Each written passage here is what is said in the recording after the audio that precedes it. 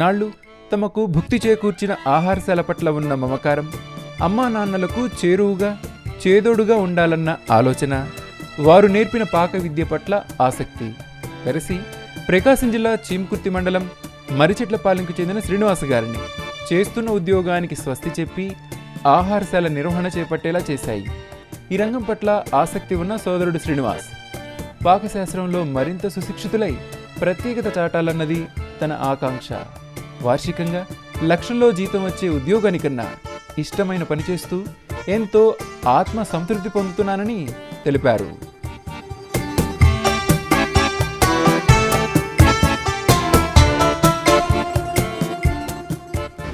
స్వాగతం, నమస్కారం. నా పేరు లోక్నాథ్. నేను ఈవేళ మీకు పరిచయం చేయబోతున్నాను మరో రాగి సంగటి ఆహారశాలను. మీకు తెలిసిన విషయమే, రాగి సంగటి అంటే నాకు అమితమైన ఇష్టమని. ఈ నేపథ్యంలో ఒంగోలు పరిసర ప్రాంతాల్లో ఎక్కడ బాగుంటుంది రాగి సంగటి అని శోధన చేస్తున్న తరుణంలో ప్రసారాలకై నాకు ఇటీవలే సంపత్ అన్న తెలపడం జరిగింది. ప్రకాశం జిల్లా కేంద్రం ఒంగోలుకు సమీపంలో చీమకుర్తి ఉంటుంది. చీమకుర్తి గెలాక్సీ గ్రానైట్కు ప్రపంచ ప్రసిద్ధి అనమాట. చీమకుర్తి మండల పరిధిలోని మరిచెట్లపాలెం గ్రామంలో బత్తుల సుబ్బులు వెంకటేశ్వర్లు గారుల దంపతులు 20 సంవత్సరాలుగా నిర్వహణ చేస్తున్నటువంటి ఈ ఆహారశాల ఈ ప్రసారంతో మీ ముందుకు రావడం ఎంతో సంతోషం. మనతో పాటు ఉన్నారు వెంకటేశ్వర్లు గారు, అలానే వారి అబ్బాయి శ్రీనివాస్ గారు. వెంకటేశ్వర్లు గారితో మాట్లాడి ఈ ఆహారశాల గురించి తెలుసుకున్నాం. నమస్కారం అండి, బాగున్నారా? మీరు అనుమతి ఇచ్చారు వీడియో తీసుకునేందుకు, ధన్యవాదాలు. ఎప్పుడు ప్రారంభించారు? 20 ఏళ్ళు అయిపోయింది. 20 సంవత్సరాల నుంచి నడిపిస్తున్నాం. చిన్న చిన్నగా జాగ్రత్త చేసుకుంటా వస్తున్నాం. లైన్గా ఇప్పుడు కూడా లైన్గానే ఉంది. బాగుంది. స్వస్థలం ఇదేనా మీది? మాది సొంతలం. ఇది శివరాంపేట. మాది శివరాంపేట అంటే కాకర్ల చిమ్మడ దగ్గర దగ్గర ఉంటే ఏడికి 30 ఏళ్ళ నాడు వచ్చి ఈ పని చేసుకుంటా పిల్లల్ని చదివించుకుంటా జాగ్రత్త చేసుకుంటున్నాం. ఇంతవరకు మా వ్యవహారం ఇట్లా జరుగుతుంది. అది సార్, మీ దగ్గర రాగి సంగటి బాగుంటుంది అన్నారు. ఎందుకు అంత మంచి పేరు వచ్చిందంటే ఏం చెప్తారు మీరు? అది బాగా నీట్గా చేస్తామని ఉడకబెట్టి బాగా 2-3 గంటలు ఉడకబెట్టి బాగా ఎనిపి శుద్ధంగా చేస్తాం. అందుకు బాగా పేరు వచ్చింది. 20 సంవత్సరాల నుంచి రాగి సంగటి ఉంటుందా? రాగి సంగటి, కిచిడి, చికెన్ అన్నీ ఉంటాయి. చికెన్ ఫ్రై అన్నీ ఉంటాయి. ఉదయం ఎప్పటి నుంచి ఉంటుంది? ఉదయం దోశ ఇడ్లీ అంటే 10 గంటల నుంచి ఉంటుంది. 10 గంటల దాటి నుంచి మామూలుగా మనకి రాగి సంగటి, కిచిడి అన్నీ రెడీ ఉంటాయి. ఉదయం అట్లా ఇడ్లీ దోశల్లోకి షేర్వా కూడా అందిస్తారా? అందిస్తున్నాం. ఇడ్లీ దోశల్లోకి షేర్వా కూడా అందిస్తున్నాం. మామూలుగా అది అయిపోయినాక మామూలుగా ఇవి కూడా నడిపిస్తూ ఉంటుంటాం. ఇప్పుడు అన్నీ రెడీ ఉంటాయి. ఇది జరిగింది. ధరలు ఎలా ఉంటాయి అంటే దోశ ఎంత ఉంటుంది షేర్వాతో? షేర్వాతో 30 రూపాయలు 2 దోశలు వచ్చి, ఇడ్లీ వచ్చి ప్లేట్ 20 రూపాయలు, రాగి సంగటి అంటే 60 రూపాయలు, కిచిడి అన్న 60 రూపాయలు. ఇట్లా ఇది పొజిషన్. చికెన్ ఫ్రై అయితే హాఫ్ చికెన్ వచ్చి 80 రూపాయలు, ప్లేట్ అయితే 150 రూపాయలు. దాని పొజిషన్ ఇట్లా నడుస్తుందండి. భోజనం ఏమైనా ఉందా? భోజనం ఉంది కానీ మనకు ఆపేసాం. చేసేవాళ్ళ ఇప్పుడు మీకే పని ఎక్కువ అవుతుంది. జొన్న రొట్టెలు అవి కూడా చేయబోతున్నారని చేస్తాం, చేపిద్దామని ఆ లైన్లో ఉన్నాం. ఇది సంగతి జరుగుతుంది. అలానే ముఖ్యంగా వీళ్ళకి ప్రసిద్ధి రావడం ఇంకో కారణం ఏంటంటే గ్రామీణ ప్రాంతం మీది. మీ ఊరు పల్లెటూరే కదా, కనుక మీకు తెలిసిన విషయమే, పట్టణ వాసుల కంటే కూడా గ్రామీణ ప్రాంతానికి చెందిన వారు రాగి సంగటి చేయడంలో అపార శ్రేష్టత పొంది ఉంటారండి. మీరు చేస్తారా? మీకు అలవాటు ఉందా చేసే అలవాటు, తయారీ? చేస్తా, మా భార్య చేస్తుంది. సుబ్బులు గారు అంటే మీరు నిర్వహణ చూస్తూ ఉంటే అమ్మ వండుతూ ఉంటారనమాట. మీరే వంట కూడా? పనులు ఉంటాం. మేము డైరెక్టర్ వంట చేసుకుంటుంటాం. బాగా శుద్ధంగా వచ్చిన 10 మంది శుభ్రం చేసుకుంటుంటాం. ఓకే చేస్తుంటాం. ఎంతమంది పిల్లలు మీకు? మాకు 2 అబ్బాయిలు, 1 అమ్మాయి. అబ్బాయిల్ని వాళ్ళందరినీ చదువు పరంగా చదివించి బీటెక్ ఒకటి పెద్ద అబ్బాయి చదివాడు. చిన్న అబ్బాయి 18 ఆపేసాడు. వాడు జేసీ డ్రైవర్గా పోతుండు. అమ్మాయి పెళ్లి చేసాము. ఆమె ఇంటర్ టీటీసీ చేసింది. మొత్తం ఏదైనా కానీ మీ పిల్లల భవిష్యత్తుకు కూడా మంచి మార్గానికి ఈ హోటలే హోటలే చేసాం జాగ్రత్తగా. మనతో పాటు శ్రీనివాస్ గారు కూడా ఉన్నారు, వాళ్ళ అబ్బాయి. చెప్పాలంటే తను ఇంజనీరింగ్ విద్యను అభ్యసించి తర్వాత కొన్ని సంవత్సరాల పాటు ఉద్యోగం కూడా చేసి వార్షికంగా లక్షల రూపాయల జీతం పొందేవారు. కానీ ఆ రంగానికి స్వస్తి చెప్పి వాళ్ళ అమ్మానానికి చేదోడుగా ఉంటూ ప్రస్తుతం నిర్వహణ అయితే చూస్తున్నారు వారి ఆహారశాలను. అందుగల కారణం ఏంటి అన్నది మనం తింటూ శ్రీనివాస్ గారితో మాట్లాడదాం. ఆహారశాల గురించి ప్రస్తుతం తెలుసుకుందాం. మీకేమి ఇష్టం ఇక్కడ బాగా? నాకు మా హోటల్లో సంగటి కిచిడి ఏదైనా కొంచెం ప్రత్యేకంగా బాగా చేయాలని చిన్నప్పటి నుంచి నాకు ఎక్కువగా ఉండేది. సో అందువల్ల వంట అంటే చాలా ఇష్టం. నేను వంట చేస్తాను. సంగటి కిచిడి చేస్తాను, చికెన్ ఫ్రై, చికెన్లో 3 టైప్స్ చేస్తాను, కర్రీ, ఫ్రై, ఒక మీడియం కర్రీ, ఇట్లా అన్ని నేను మా అమ్మగారిని చూసి నేర్చుకున్నాను. యాక్చువల్గా ఇంతకు ముందు నుంచే బాగా మా అమ్మగారు బాగా చేస్తారు, హోటల్ పెట్టక ముందు నుంచే మా ఇంట్లో కూడా. సో అక్కడి నుంచి పుట్టుకొచ్చిన ఆలోచన ఇది. ఒక 20 years నుంచి చేస్తున్నామంటే అక్కడి నుంచి ఆలోచన పుట్టుకొచ్చి అక్కడ స్టార్ట్ చేసి ఇక్కడే స్టార్ట్ చేసి కంటిన్యూ చేసుకుంటాం. తొలినాళ్ళు ప్రారంభించింది కూడా ఈ ప్రదేశంలోనే, ఇదే ప్రదేశం 2005. చిరునామా ఎక్కడ? మరిచెట్లపాలెం ఎక్కడుంది? మరిచెట్లపాలెంలో అమృత టీ స్టాల్ ఆపోజిట్ ఉంది. అది బాగా, ఇది పొదిలి రోడ్డు, కర్నూలు రోడ్డు. యాక్చువల్గా పొదిలికి వెళ్ళే సైడ్. ఇక్కడికి వచ్చి పలానా శ్రీ వెంకటేశ్వర హోటల్ అంటే ఇక ఇక్కడ లభించే రాగి సంగటి రుచి చూద్దాం. అంతకంటే మునుపుగా శ్రీనివాస్ గారి గురించి తెలుసుకుందాం. అసలు ఉద్యోగానికి ఎందుకు స్వస్తి చెప్పి ఈ రంగం వైపు వచ్చారన్నది చెప్పండి మీరు. ఇట్లా నేను ఒంగోలులో మెకానికల్ ఇంజనీరింగ్ చదివాను, విత్ డిస్టింక్షన్ వచ్చింది. తర్వాత ఒక 2 years హైదరాబాద్లో జాబ్ చేశాను. జాబ్ చేసి అక్కడ నా అనే భావన నాకు కనిపించలేదు ప్రైవేట్ కంపెనీలో జాబ్ చేయడం వల్ల. సో మళ్ళీ మనకు తెలిసింది, మనకి ఇష్టమైంది, మనం చిన్నప్పటి నుంచి చూస్తుంది అట్లాంటి వర్క్ ఏదన్నా ఉంటే బెటర్ అని ఆలోచించాను. నా ఫీల్డే నాకు ఉంది కదా, హోటల్ ఫీల్డ్. ఒక 20 years నుంచి చేస్తున్నాను కదా, అంతకంటే మనకి ఇంకా కొత్తగా చేయాల్సిన అవసరం ఏముంది అని వచ్చి మళ్ళీ ఇంటి దగ్గరికి వచ్చి ఒక 6 months 8 months అయింది జాబ్కి రిజైన్ చేసి. కాన్సన్ట్రేషన్ ప్రాపర్గా పెట్టాను, వంట నేర్చుకున్నాను, కిచిడి చేస్తాను, సంగటి చేస్తాను, అండ్ చికెన్ 3 types చేస్తాను. ప్రజెంట్ అయితే బాగానే ఉంది, నడుస్తుంది. ఇంకా వంటలో ఇంకా కొంచెం అభివృద్ధి చెంది ఎక్సలెన్స్ చూపించి కొత్తగా వెరైటీస్ ట్రై చేసి జనాన్ని, ప్రజలను ఆకర్షించాలనేది నా నమ్మకం. ఇంకా ఇలాగే కంటిన్యూ చేయాలనుకుంటున్నాను. ఈ 20 yearsలో మా మరిచెట్లపాలెం సెంటర్లో చాలామంది వచ్చారు, రాగి సంగటి హోటల్ పెట్టారు, తర్వాత వెళ్ళిపోయారు సరిగా వాళ్ళకి జరక్క. మేమైతే ఈ లెగసీని కంటిన్యూ చేస్తున్నాము 20 years నుంచి. ప్రజెంట్ ఇప్పటి వరకు చేస్తూనే ఉన్నాము. ఇక మీదట మా నాన్నగారి తర్వాత నేను కూడా ఈ లెగసీని కంటిన్యూ చేయాలనుకుంటున్నాను. ఇంకా చెప్పాలంటే ధరలు కూడా చాలా ఇప్పుడున్న సిచ్యువేషన్కి బట్టి కూరగాయలు, మనకు కావాల్సిన నిత్యావసరాలు, చికెన్ ఇట్లాంటివి వాటిని దృష్టిలో ఉంచుకొని ధర కూడా చాలా 60 అంటే కొంచెం బెటర్. దానికి తగ్గట్టుగా ఇస్తున్నాము, ఇక మీదట కూడా ఇస్తాము. ఇది 60 రూపాయలు కదా? 60 రూపాయలు ఈ కోడి కూరతో. అవును. సాధారణ విషయం కాదు. ఇప్పుడు కొన్ని చోట్ల అయితే ఇదే 30 రూపాయలకి పైగా ఉంటుంది. కొన్ని చోట్ల ఎవరు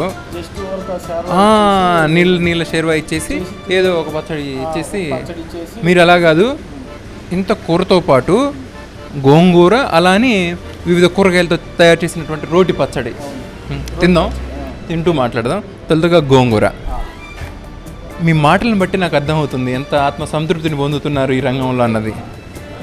ఇంకొక చిన్న విషయం అడగొచ్చో అడగకూడదో, మీ మిత్రుల్లో కానీ మీ బంధువుల్లో కానీ ఎవరైనా ఇంత చదివావు మరలా ఇక్కడికి రావడం ఏంటి అని మిమ్మల్ని నొప్పించే విధంగా కానీ, లేదంటే మనవాడు అడుగుదాం అన్న ఆలోచనతో అడిగిన వాళ్ళు ఎవరైనా ఉన్నారా? చాలామంది అడిగారండి. అంటే ఇప్పుడున్న సొసైటీ అనేది ఎక్కువ మనం ఆలోచించేదాన్ని బట్టి ప్రతిదీ సొసైటీ ఏమనుకుంటుంది, ఏం చేస్తే ఏమనుకుంటుంది, మనకు నచ్చింది చేయకుండా వాళ్ళకి నచ్చింది చేయడం, ఇట్లాంటివన్నీ ఎక్కువైపోయినాయి కదా. మీరు ఇంత చదివారు కదా, నువ్వు ఎందుకు ఇట్లా హోటల్ రంగంలోనే మీ అమ్మగారు మీ నాన్నగారు ఇట్లా ఒక చేస్తున్నారు కదా 20 years నుంచి, నువ్వు చదువుకున్నావు కదా, ప్రశాంతంగా వెళ్ళి ఎక్కడైనా ఐటీ జాబ్ చేసుకోవచ్చు కదా అని చాలామంది అన్నారు.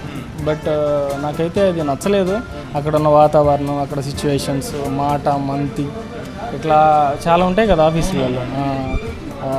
అక్కడ పాలిటిక్స్ కూడా ఉంటాయి. పాలిటిక్స్ కూడా నేను ఫేస్ చేశాను. సో అందుకోసమని వద్దు, మనకి సెట్ అవ్వదేమో అని చెప్పేసి ఒక 2 years అక్కడ చేసేసి 2 సంవత్సరాలు చేశాను. హైదరాబాద్లో మాదాపూర్లో చేశాను. వచ్చి నాది నేను కంటిన్యూ చేసుకుంటున్నాను. ఇంకా అప్గ్రేడ్ చేద్దాం అనుకుంటున్నాను, కొన్ని ఐటమ్స్ పెంచుదాం అనుకుంటున్నాను. ఇంకా ఆలోచనలో ఉన్న కొన్ని థాట్స్ ఉన్నాయి, వాటిని కూడా ఇంప్లిమెంట్ చేద్దాం అనుకుంటున్నాను. సంగటి చాలా మృదువుగా ఉంది, చేతితో అలా లాగుతుంటే వచ్చేస్తుంది అనమాట. ఇంక రుచి విషయంలో అయితే వెనలా కరిగిపోతుంది. ఇందాక మీ నాన్నగారితో మాట్లాడుతూ అడగడం జరిగింది, అంటే నాకు తెలిపిన సంపత్ అన్న కూడా ఇది చెప్పారనమాట. ఇలా సంగటి ఈ విధంగా నేను గతంలో తినలేదు, కరిగిపోతుందని. సుమారుగా 3 గంటల సేపు పడుతుందంట కదా? అవునండి. మార్నింగ్ ఇడ్లీ దోశ, సేరవ దోశ వేస్తాం కదా, ఇది వేసిన తర్వాత కట్టెల పొయ్యి మీదే, గ్యాస్ను వాడడం పెద్దగా, ఎక్కువ శాతం కట్టెల పొయ్యినే వాడతాము. న్యాచురల్గా ఉంటుంది. అక్కడ ముక్కలు కానీ, చికెన్ కానీ, ఈ సంగట్లో వేసే పిండి కానీ, ఇట్లాంటివన్నీ ప్రాపర్గా ఉడికిన తర్వాత దాని టేస్ట్ వేరుగా ఉంటుందని చెప్పేసి కట్టెల పొయ్యిని మాత్రమే ప్రిఫర్ చేస్తాం. కట్టెల పొయ్యి మీద 7కి అట్లా 7:30కి అట్లా పెడితే ఒక 2.5 తర్వాత బాగా మెత్తగా ఉడుకుతుంది. ఉడికిన తర్వాత పిండి వేస్తాం. పిండి వేసిన తర్వాత కూడా ఒక 45 minutes ఉడుకుతుంది. ఎందుకంటే పిండి వేసిన తర్వాత వెంటనే కలిపితే అది వంటలు వచ్చేసి ప్రాబ్లం అయిపోతుంది, తినే వాళ్ళకి అంత ఇదిగా ఇష్టంగా అనిపించదు. సో అందుకోసం అని చెప్పేసి ఎక్కువసేపు ఉడకనిచ్చి ప్రాపర్గా ఉడికిన తర్వాతే మాకు 7 నుంచే వస్తుంటారు తినేవాళ్ళు. 7కి 7:30కి అడుగుతారు సంగటి ఉందా అండి అని చెప్పి. వాళ్ళు ఎంతమంది వచ్చినా సరే ఉడుకుతుంది, మళ్ళీ ఒకసారి వెళ్ళరండి, లేకపోతే కాసేపు కూర్చోండి, ఏదో ఒకటి చేద్దాము అని చెప్పేసి కూర్చోబెట్టడం కానీ వెళ్ళరండి అని చెప్పడం కానీ జరుగుతుంది. అటు చేసిన తర్వాత 10:30, 10:45 ఆ టైంలో వెనుపుతాము. వెనిపిన తర్వాత ప్రాపర్గా వెనిపిన తర్వాత అప్పుడు ఇస్తాం. ఆ 3 గంటల సేపు అంటే తొలుతగా బియ్యాన్ని బాగా ఉడికించి మెత్తదనం అంతటా ఉండేలా బాగా సిద్ధం చేసిన తర్వాత రాగి పిండి వినియోగించి చక్కగా ఎనిపిన తర్వాత అందించడం రీత్యా మృదుత్వంతో అలా జారిపోతుంది అనమాట సంగటి. గోంగూర బాగుందండి, కాస్త పుల్లగా, కారంగా, తాజాదనంగా.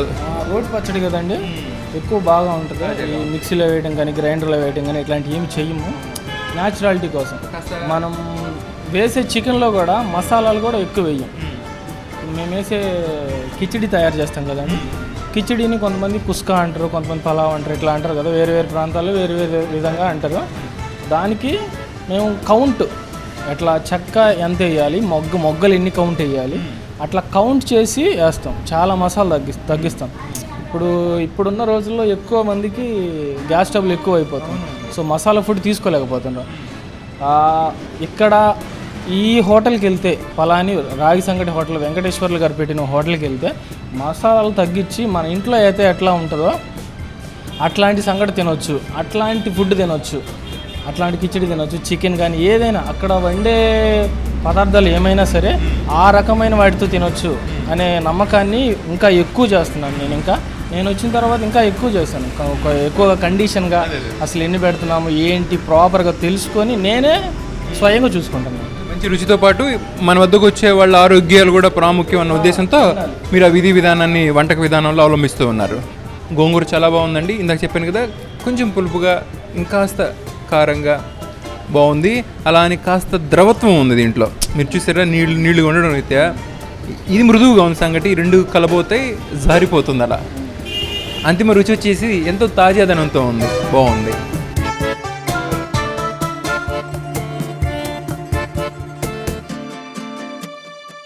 ఒక మాటలో చెప్పాలంటే నాకు గోంగూర కంటే కూడా ఈ వివిధ కూరగాయలతో తయారు చేసినటువంటి పచ్చడి బాగా నచ్చిందండి.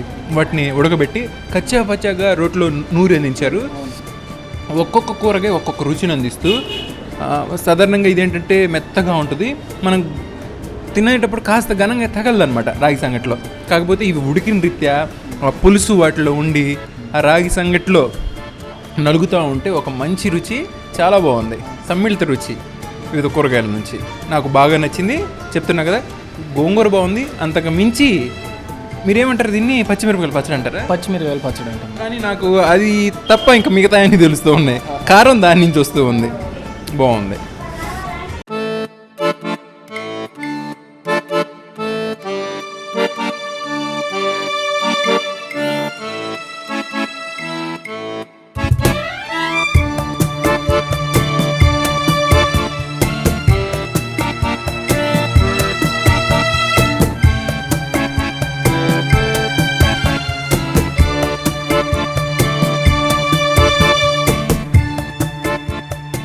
తాజా ఆహారాన్ని అందించేటువంటి ఆహారశాల గురించి ప్రసారం చేయాలన్నది నా ఆశ.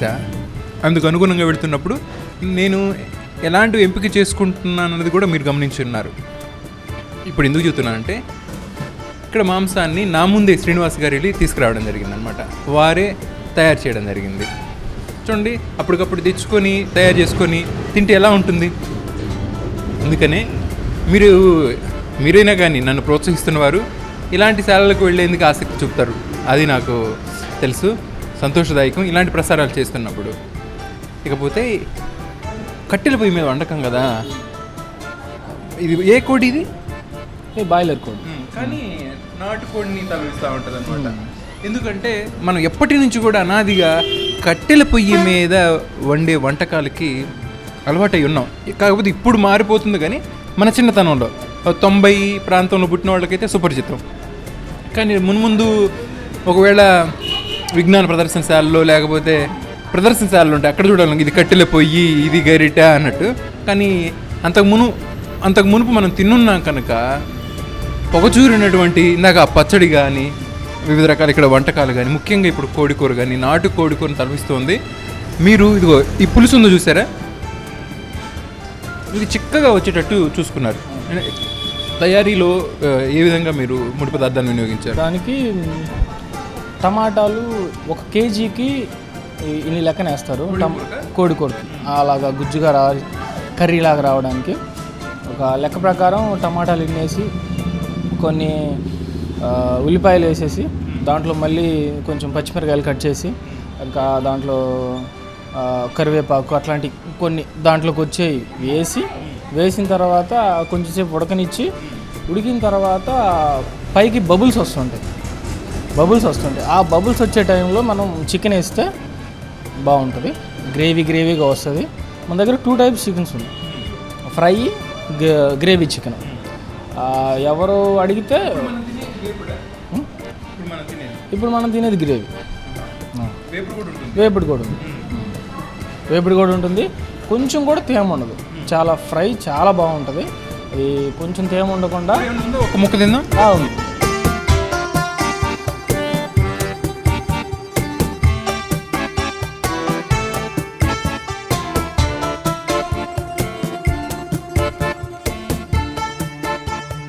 ఒక 100 మందికి భోజనం వండండి, ఒక 200 మందికి భోజనం వండండి, ఇట్లాగా చేయమని చెప్తుంటారు. మన దగ్గరికే వస్తుంటారు. ఈ చుట్టుపక్కల మ్యాక్సిమం మన దగ్గరికి వస్తారు. నాటుకోడి మనం వండినట్టు ఈ చుట్టుపక్కల ఎవరు వండరు. మనం ఇంత ఈ హోటల్ నడుపుతూ కూడా ఒకరు 1 కేజీ, 1 కేజీన్నర, 2 కేజీలు, ఒక 3 కేజీలు అట్లా వండండి కొంచెం అని చెప్పి మన దగ్గరికి ఇస్తుంటారు. మనం దాన్ని మాత్రం మనం డబ్బులు కొంచెం తక్కువ వస్తున్నాయని చెప్పి వదిలేసే ప్రసక్తే లేదు.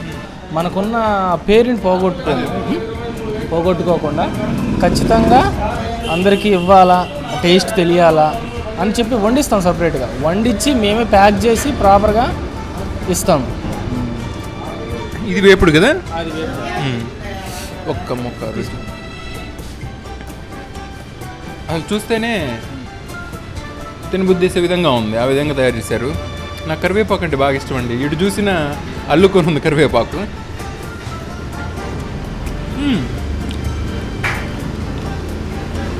చాలా బాగుంది. అప్పుడు మీరు వినియోగించినటువంటి మసాలా ఆ ముక్క చుట్టూ అల్లుకొని ఉంది. ఆ ముక్క చుట్టూ ఉందన్నమాట. అది కొంచెం పుల్లంగా, అంటే పులుపు వినియోగించరు కానీ వచ్చింది అనమాట, కారంగా. పైగా మసాలాలు మనం స్వయంగా తయారు చేసుకుంటాం. ఈ ధనియాల పొడి ఎట్లాగైతే కొంచెం ధనియాలు వేసి కొంచెం వేడి చేసి గ్రైండ్ చేస్తామో అట్లాగే మసాలాలు కూడా చెక్క, మొగ్గ, కొంచెం కొబ్బరి, ఎండు కొబ్బరి, ఇట్లా కొన్ని దాంట్లో ఇంగ్రీడియంట్స్ కావాల్సినవి యాడ్ చేసి గ్రైండ్ చేసి మనకి స్వయంగా మనం వేసుకోవాలి కాబట్టి ఆ టేస్ట్ మనకి మన వెరైటీగా ఉండాలి, ఫలాని వాళ్ళదని తెలియాలి కాబట్టి ఖచ్చితంగా సొంతగా ప్రిపేర్ చేసుకుంటాం మసాలాలు. తెలంగాణలో కూడా ఈ కూర బాగుంటుంది. కాకపోతే నేను గమనించింది ఏంటంటే ఇందాక పులుసులో కానీ ఇప్పుడు ఈ వేపుడులో కానీ ఎముక కూడా నలిగిపోతుంది అలానే. అంటే వండే తీరా లేకపోతే మీరు ముక్కలు కొట్టించుకునేటప్పుడు ఆ విధమైన ముక్కలు ఎంపిక చేసుకుంటారా? ఎట్లా పడితే అట్లా కొట్టించామండి చికెన్ ప్రాపర్గా ఒక సైజు. అంటే